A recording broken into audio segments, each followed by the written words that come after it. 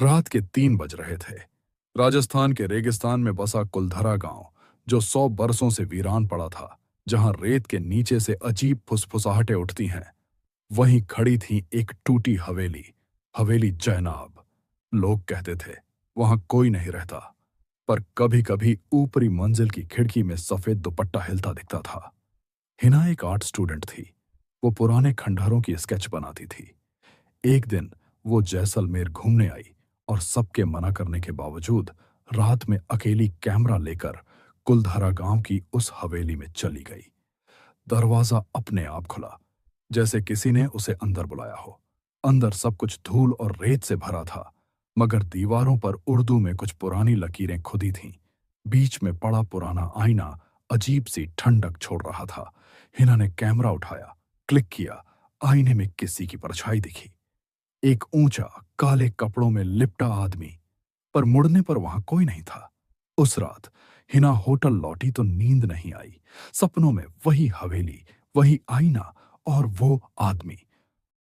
हर सुबह हिना की पलकों के नीचे काले धुएं का निशान रह जाता। वो डरने लगी, फिर भी खींचती चली गई। अब वो रोज हवेली जाने लगी। जजीर अब उसके सामने आने लगा, कभी आईने में, कभी रेत के भंवर में।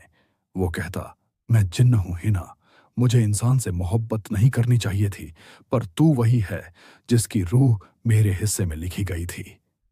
हिना को लगता था जब वो पास होता है तो हवा ठंडी हो जाती, रेत अपने आप उड़ती और सूरज की किरणें फीकी पड़ जाती। एक रात हिना ने पूछा, अगर मैं तुझसे प्यार कर लूं, क्या तू हमेशा मेरे साथ रहेगा?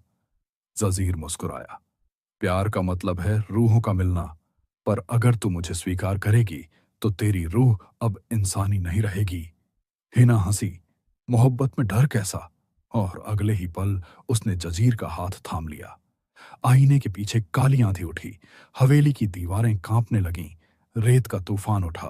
और जब सब थमा, वो हवेली फिर वीरान हो गई।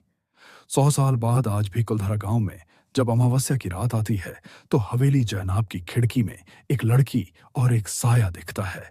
लोग कहते हैं वो हिना और जजीर हैं, जो हर 100 साल में एक बार फिर से मिलते हैं, रेत में, धुंध में और किसी की आंखों में।